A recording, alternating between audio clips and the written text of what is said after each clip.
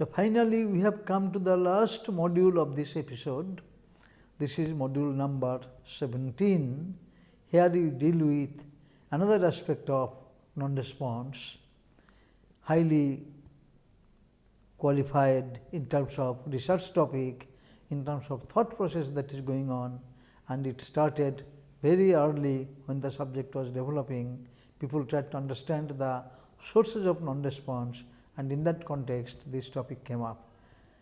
There is a thorough and disciplined study on this topic over the years, over the last 50-60 years, and I will give you an account of what is going on in this area.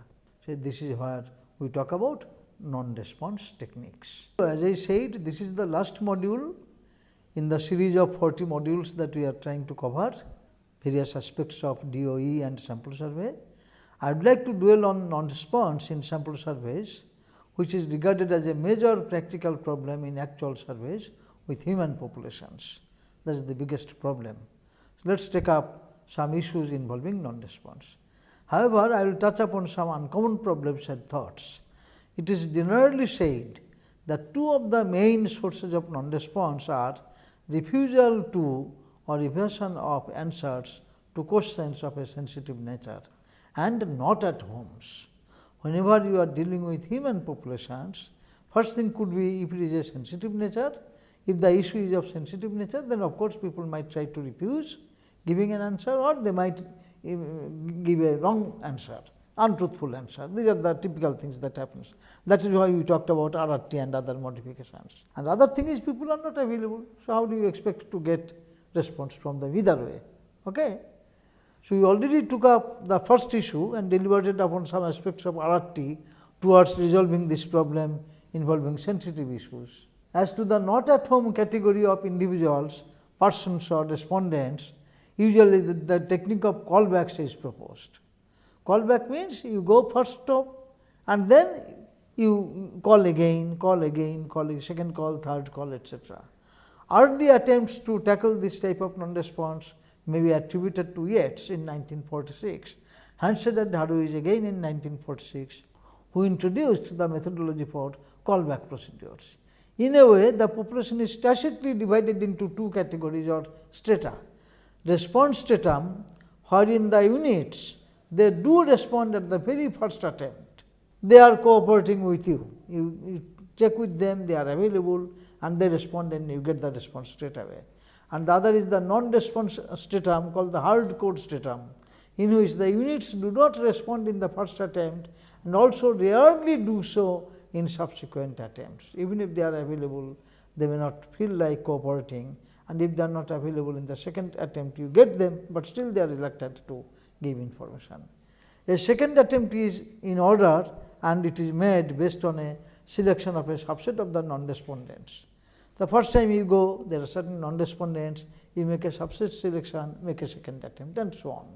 Deming considered a mathematical model for callbacks dealing with cost consideration as well. You see, all these are 60, 70, 80 years old study. Sir, yes, we've studied a little bit of this in our sample surveys course. Generally, 2 or 3 attempts are made, recommended to recover a part of the non-responding group. Then the results are mixed together to arrive at estimates of the population proportions. Say, for example, I'm sure you have a different material to talk about. Yeah, generally in the textbooks you are told, okay, go for a second attempt, go for a third attempt, make a subset selection, make a disparate attempt to get some of them, and then kind of pool the data, whatever evidence you got right from the first attempt, pull the data together and try to come up with an estimate of either it is a population proportion or population mean, do something with the data. That is the kind of thing that is mentioned in textbooks, for example, Cochrane's book. However, I have got something entirely different to tell. The group of individuals labeled as not at homes are temporarily absent from home. Maybe they are located either at work or on a short holiday or visit. So, Cochrane's textbook describes in detail the callback technique with reference to the number of callbacks and the relative costs that are involved. Naturally, every callback costs money. So, he talks about a number of callbacks and then how the cost is involved and how the precision gets as you continue to go for more and more callbacks. It is interesting to note that Hartley suggested an ingenious alternative to callbacks, which is decidedly cheaper. First time is okay, any time after that as you go ahead and then recall, it is a matter of more and more costs. So, it was Hartley who suggested an ingenious technique, no need to go for callback. Hartley mentions details of this scheme are given to the wartime social survey, but I understand that owing to pressure of work, an opportunity of trying out this thing has not yet arisen. Soon after, Polish and Simmons 1949, they published their work, popularly known as Polish-Simmons technique, in JASA, Journal of American Statistical Association, which is on similar lines to the suggestion of Hartley. So, Polish and Simmons in their paper, while acknowledging the work of Hartley, they mention like this: during the past 3 years, we have developed a plan for eliminating the need for callbacks, and several experiments have been made applying this plan to market surveys. So, you take away with the method of callback, no question of going for callbacks. First time you do, you have the data, based on that you start working out. So, what I propose to do, I want to give you a test of the study that was made by Polish and Simmons, akin to the suggestions that were made by Hartley, and this is now popularly known as Hartley-Polish-Simmons technique, HPS technique or HPS sampling scheme. Okay? Basically, it is a technique. The HPS technique consists of grouping the results, what Hartley calls as strata of the first call, as follows. Assuming that all calls are made at a particular time in the evening of each of the 6 weeknights. Let us try to understand. So, assuming that all the calls are made at a particular time, say 7 o'clock in the evening of each of the 6 weeknights, Monday through Saturday, 6 weeknights, every night around 7 o'clock the calls are being made. They proceed to question the respondent if he or she had been at home at the same time on each of the 5 preceding weeknights. So, we are going to explain all these things. Sir, please, let us take a stock of what you're saying. As I understand, you're referring to as 6 weeknights, Monday night through Saturday night. Suppose the interview is held on Thursday night, more or less 7 p.m., say covering half an hour period. Then whoever is available at that point is asked, were you at home around this time yesterday, meaning Wednesday, Tuesday last, Monday last, Saturday last, Friday last? I believe these the questions posed and truthful responses are sought from the respondents in terms of binary response. I can see that there should not be any issue of memory loss for this short time span. This is an interesting approach for sure, so as you said, there is no question of any recall for those not available on this night of the survey. Yeah, so let us take a review of what you said just now. Imagine the survey is conducted on Thursday night. You pick up this Thursday as a random day out of the 6 weeknights. So, Thursday was picked up at random, and around 7 o'clock you make a call. You have a good manpower covering all the people in the universe, all the households in the population, you make calls. And then all those who are available, you find them, you make a pool of them. Okay? And all those who are not available, there is nothing that you can do. So, you do not go for recall. That means I have made a master list of all those who are present today, okay, let me try tomorrow again. For those who are not available today, no recall, nothing like that. Whatever you got is fine. But in this, you can make a strata. What is the strata? Now, you ask the people, are you at home, now that you are home today, this evening, are you at home yesterday, meaning because it is Thursday, meaning Wednesday, are you at home Tuesday, that means day before yesterday? You make a very clear question as to 1, 2, 3, 4, 5, 6. There are 6 weeknights, this is the night of the survey, so 5 more towards the back. It is Thursday, so you go up to Friday. It says Wednesday, Tuesday, Monday, Saturday, Friday, referring to the last. As you said rightly, there is no question of memory loss because it is a short time span. And even if the individual cannot tell he is in a household, So his family members can tell, yeah, we are home, no, we are not at home, like that. So they can give a truthful response to this. This is the first part. And then you go for asking about your sensitive character and all that. There you play this RRT and all that. But at least you know the status of the people who are present tonight in respect of the past, immediately past previous 5 nights. That is the whole idea. Okay? At least you have a stratification of these people. So tonight Thursday, then go back Thursday and Wednesday, Thursday and Wednesday and Tuesday, Thursday and Wednesday and Tuesday and Monday, etc. There are 5 of them.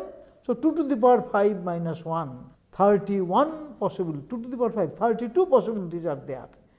Given that it is on Thursday is yes, Thursday has got a tick mark, the remaining 5, 2 to the power 5 possibilities are there, 32.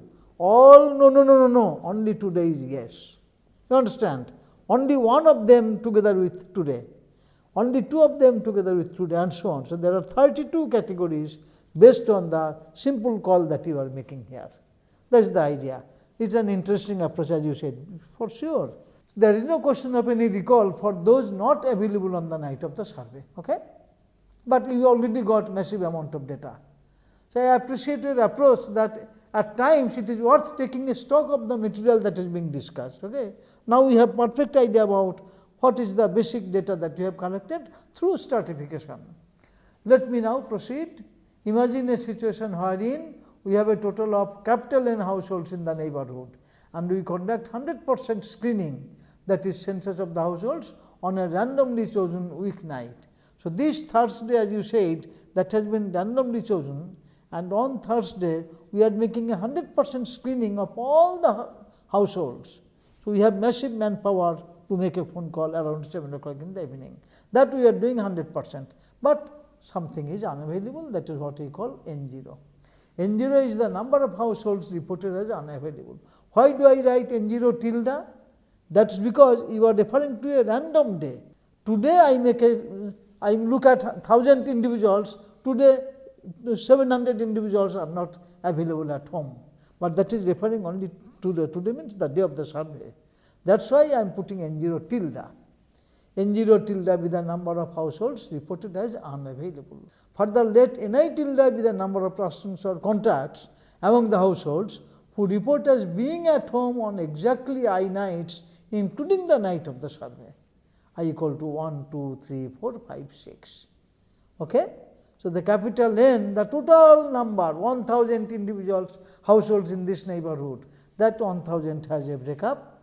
These are the stratified numbers. How many are present in exactly 1 night, exactly 2 nights, exactly etc. up to 6, and that is the number which was unavailable today.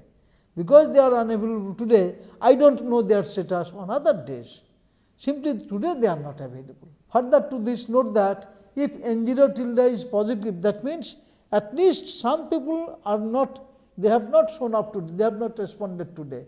If that is the case, then N60 equal to 0. There cannot be people who are present on all 6 nights, because tonight they did not show up. Okay? On the other hand, if N0 tilde equal to 0, everybody showed up today, that does not mean that they will show up on all the 6 days. So N tilde 6 is greater than or equal to 0, it cannot be strictly positive, I have no idea. Everybody has shown up today.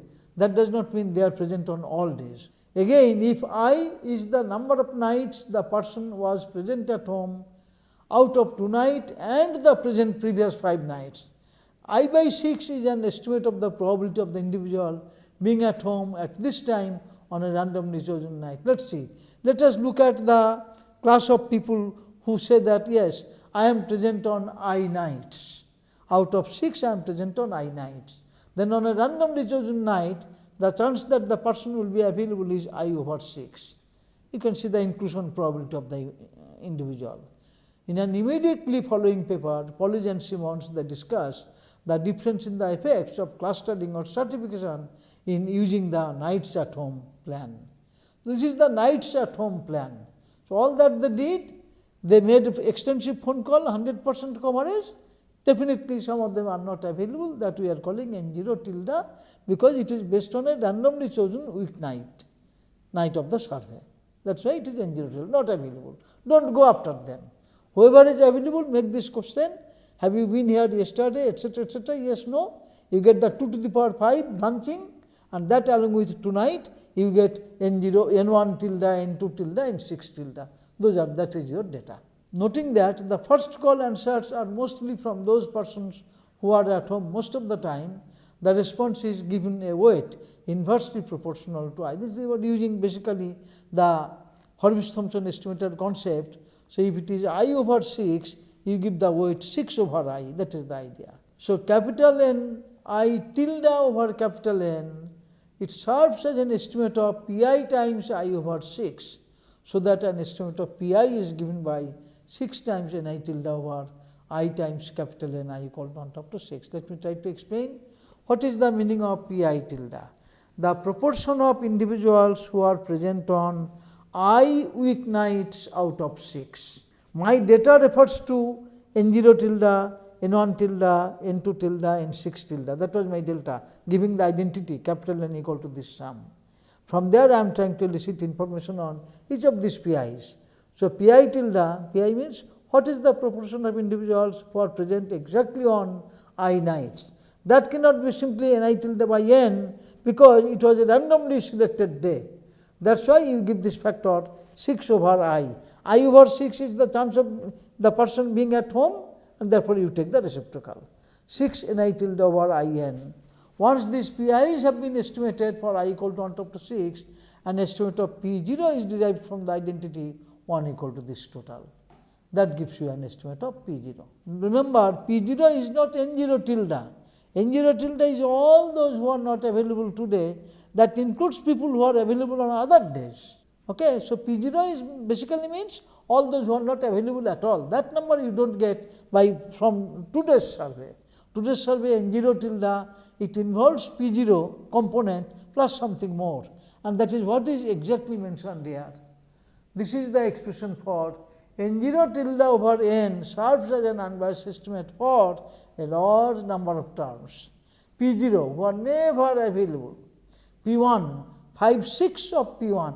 P1 is all those who are available on one day, and 5 over 6 is the chance of no show on a randomly chosen day.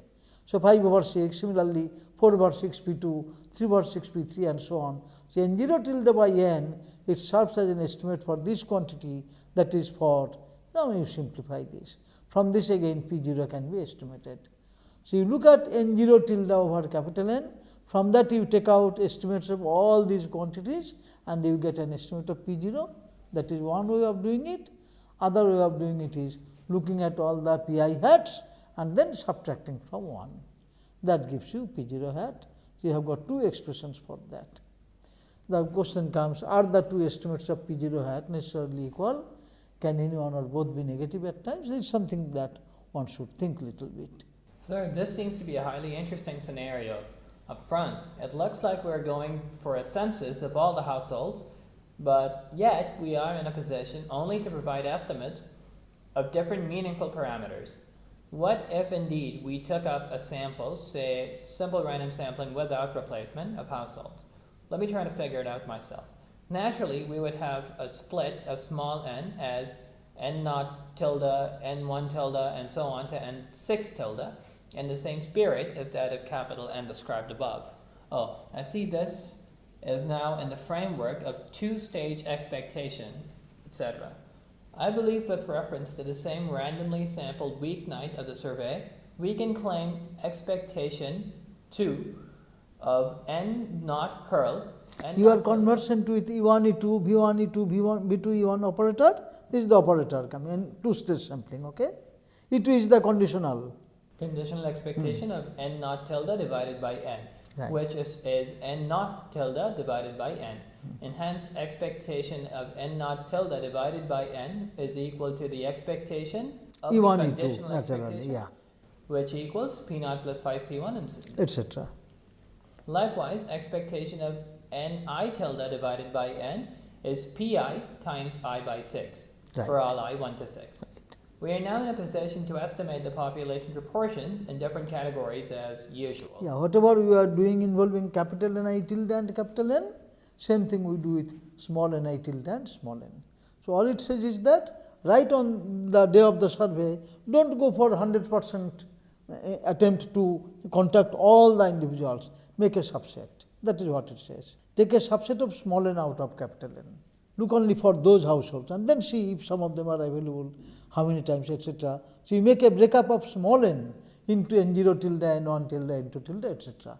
and do a similar analysis. Let us work out an illustrative example to understand the nature of data and the underlying computations. Sir, if you don't mind, let me take it up in my own way. Okay. Case 1. 100% sampling for a population of 1,000 households yields n naught tilde as 800, and 1 tilde as 40, and 2 tilde as 80, and 3 tilde as 50, and 4 tilde as 20, and then 5 tilde as 10. Subro, can you stop for a moment? I want to ask you a question. Did you anticipate that if there are 1,000 households in this locality, and if we made an attempt on randomly chosen Thursday night at 7 o'clock, I would expect 800 people not responding because they are not at home?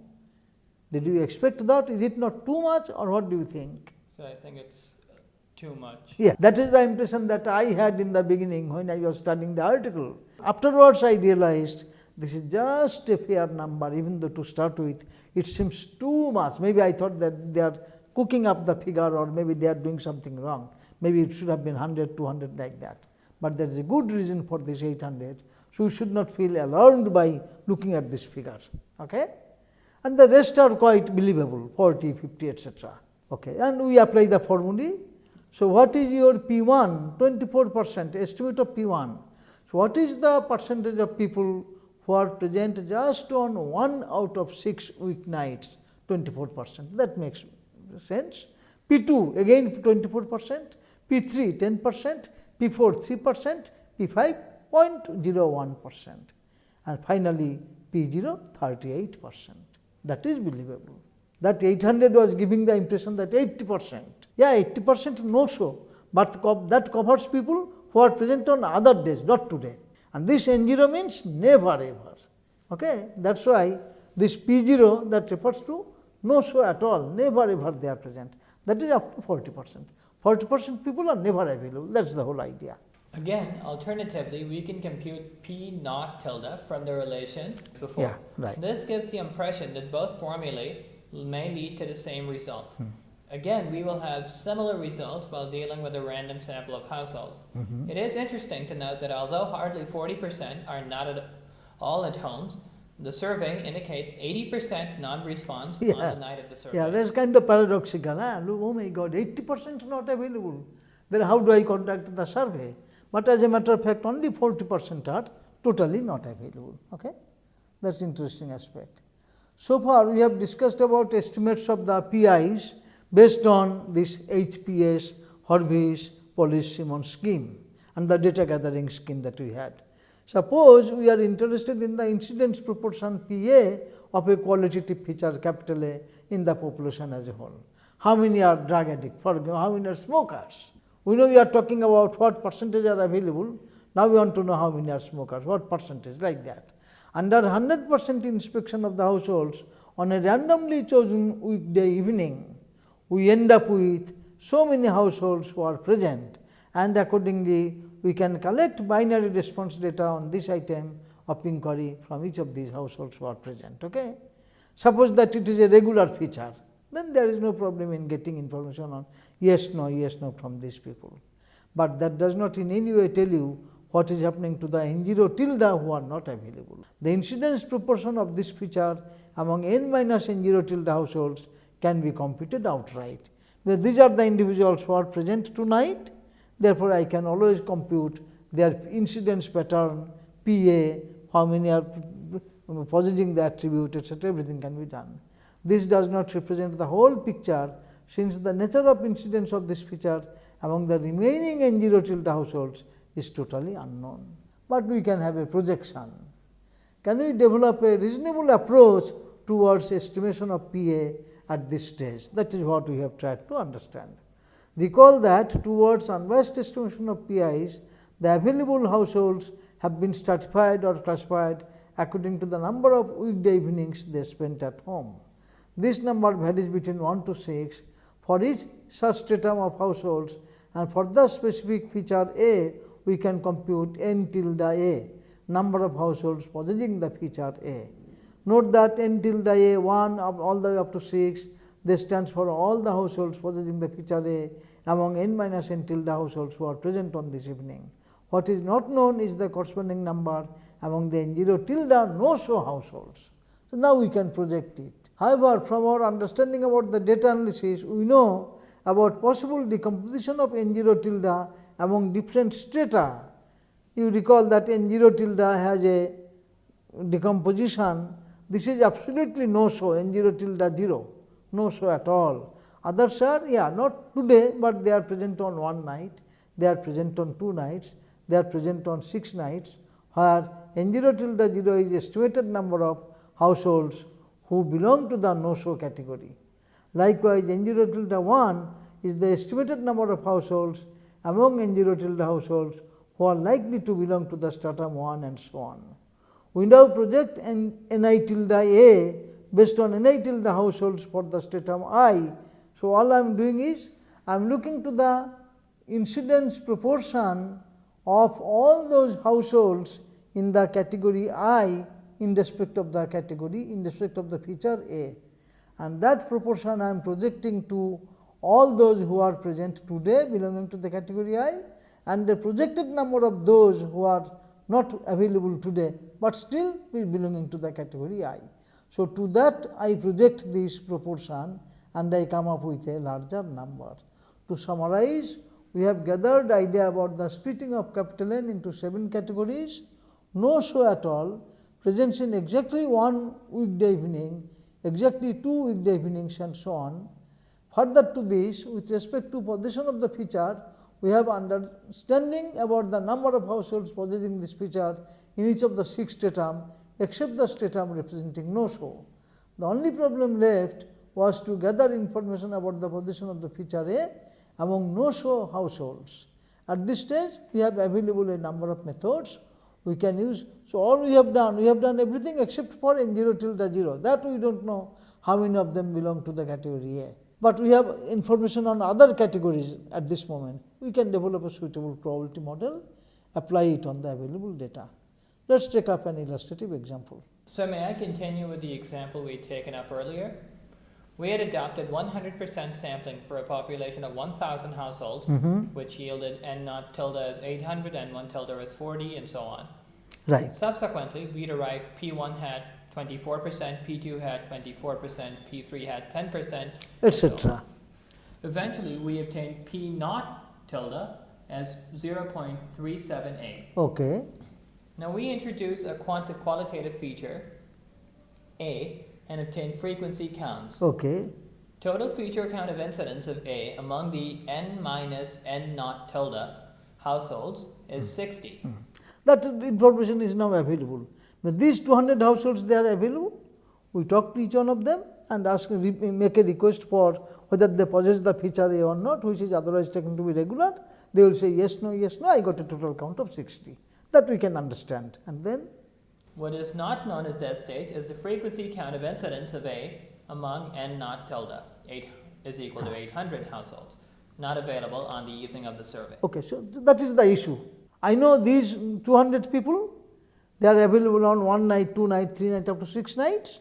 So, their information is known.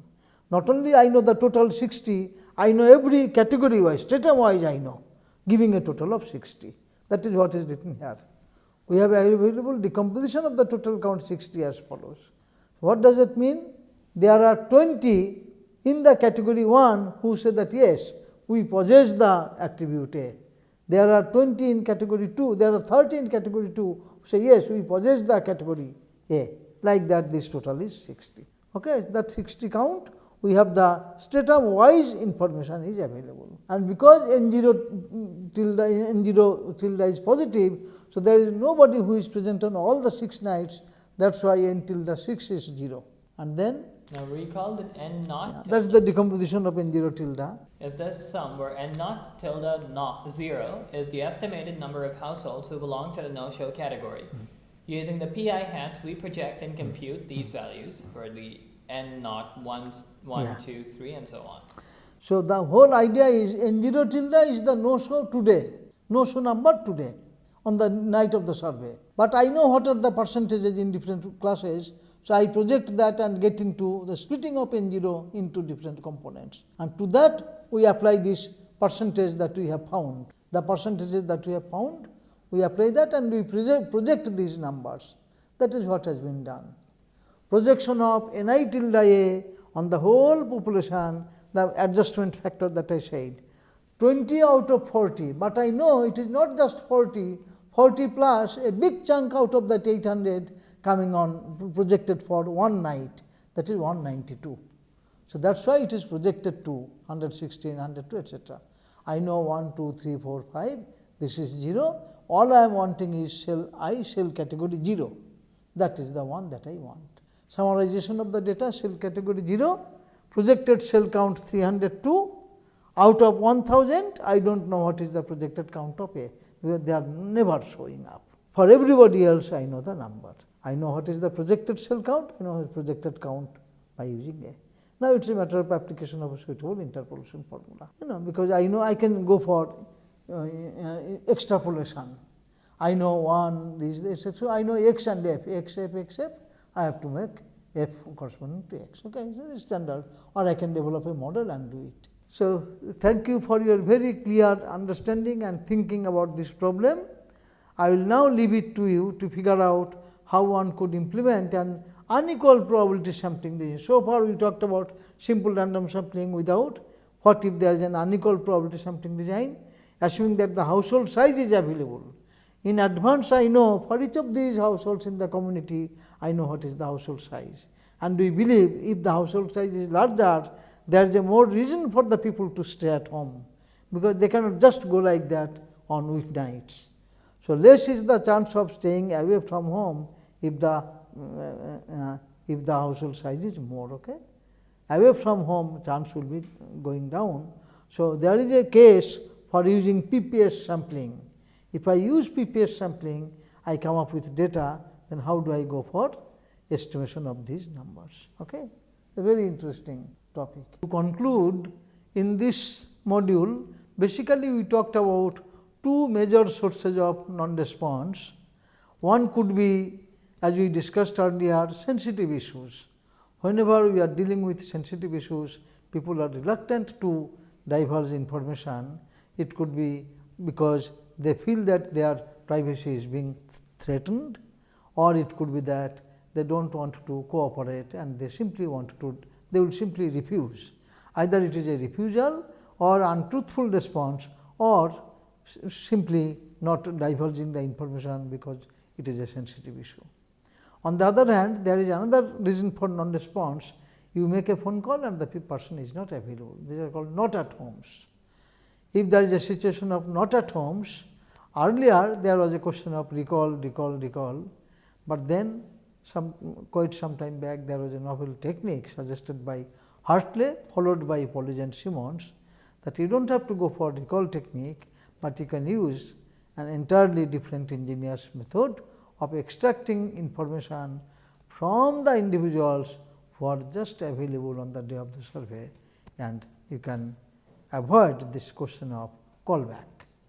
So, that is the thing that we discussed today, and we picked up the Horvitz Simmons Pollage Simmons scheme, HPS scheme, and we discussed some issues regarding estimation of the numbers in different weeknights. It was a question of looking to presence of the people in the households in the weeknight surveys, and then we picked up the data analysis part and also the question of estimating the incidence proportion of a qualitative feature capital A.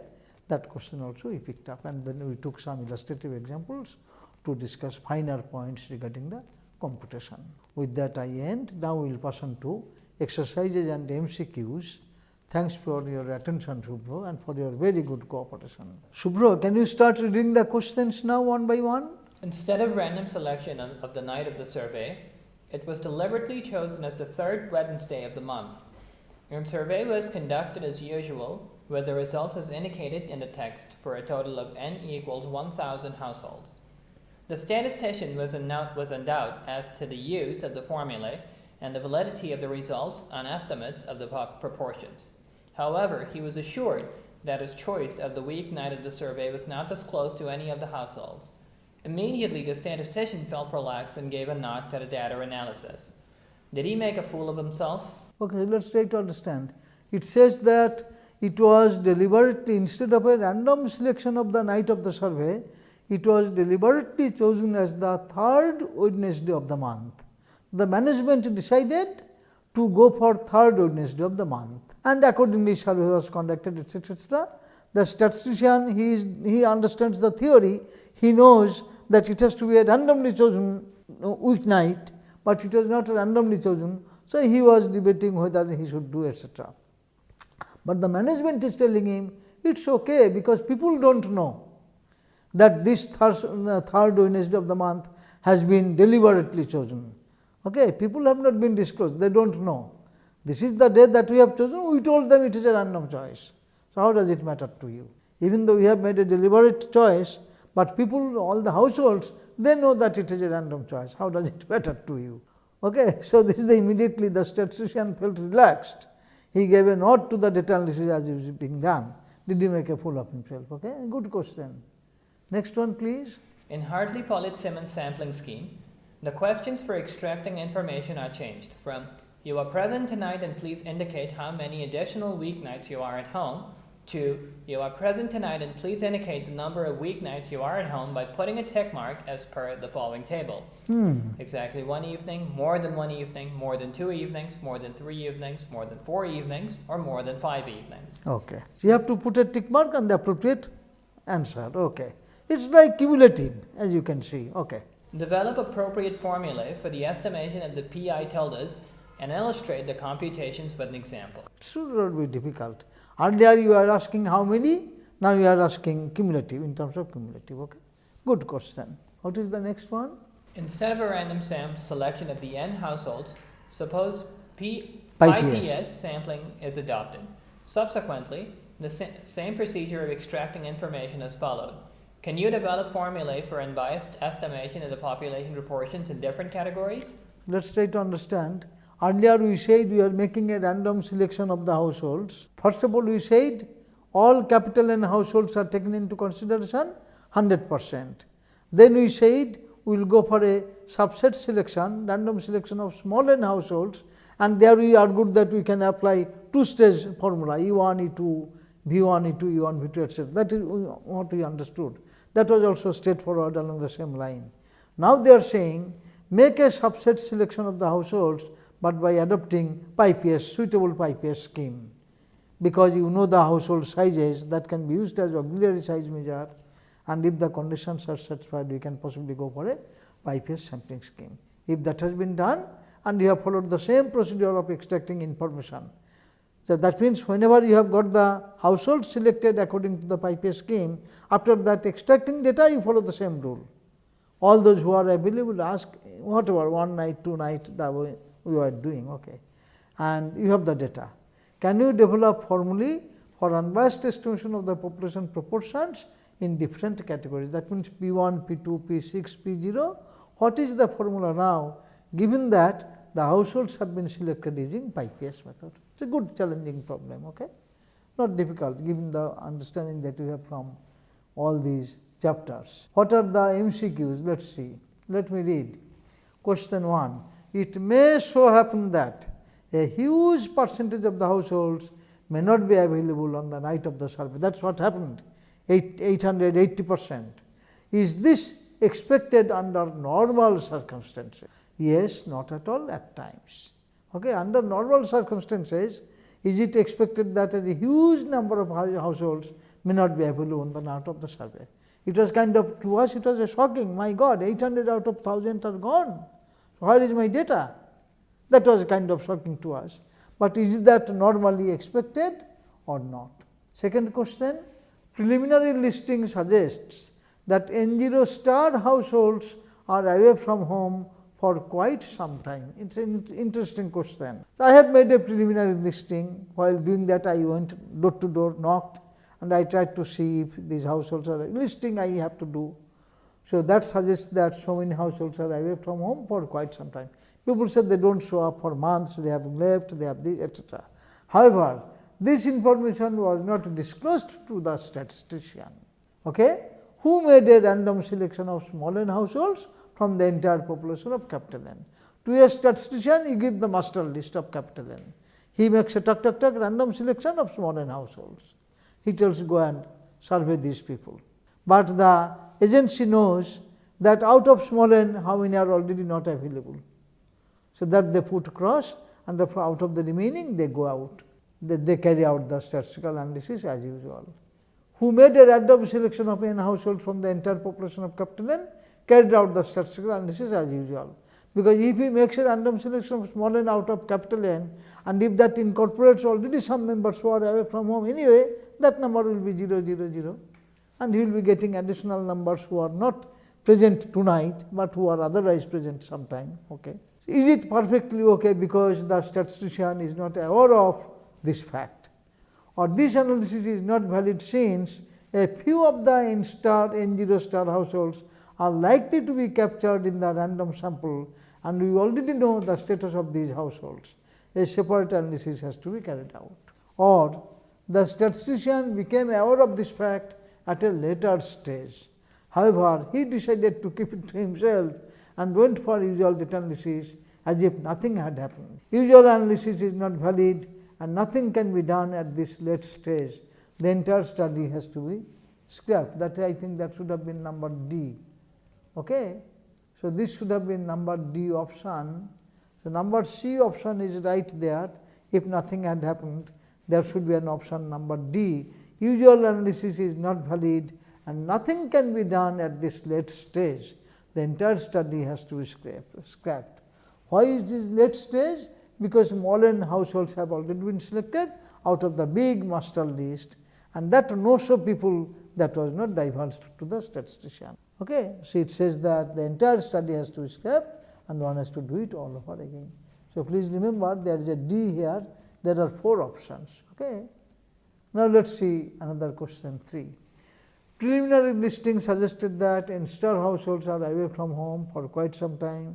However, this information was not disclosed to the statistician who made a random selection of small n households from the entire population to carried out the analysis.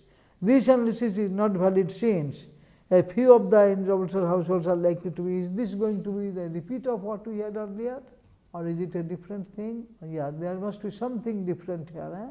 Okay. The statistician became aware of this fact at a later stage. However, he decided to keep it to himself and went for etc. The entire study has to be scrapped. Okay, usual analysis is not valid and nothing can be done at etc. The statistician became aware of this fact at a later stage. He quickly sorted out a revised and valid data analysis technique. The data from the entire study was gainfully utilized. Okay, then you have to make choice. You have to tell which one is okay. These are multiple choice questions. Is it possible that the statistician, once he is aware of this fact, he can quickly sort out a revised and valid data analysis technique? If you can do that, then you should be able to, before saying C is true, you should make sure that you know what the analysis is going to be. Okay? With this, I conclude my involvement in a series of lectures, video recording. Altogether 40 modules have been taken up, covering the broad topics of design of experiments and sample survey. We had 23 modules in the area of design of experiments and 17 modules in the area of survey sampling. And today we had the last module number 17. All through I have thoroughly enjoyed my involvement in this study. Thanks to Professor Bhaswati Ganguly, who initiated me in this study, who requested me to take up this part here, and also thanks to the entire team. Shantu Ghosh has been very instrumental to do all the LaTeX typing in proper formatting, and of course, I had Moumita Chatterjee, who impersonated as Sagorika Ghosh in the first part on design of experiments, and here I had Samapriya Basu, who impersonated as Subhro Shekhar Ghosh in the part on sample surveys. Thanks to all of you, and I do hope that the students and the participants, they will benefit from my deliberations on these two topics, which are very favorable to me. Thanks for your attention.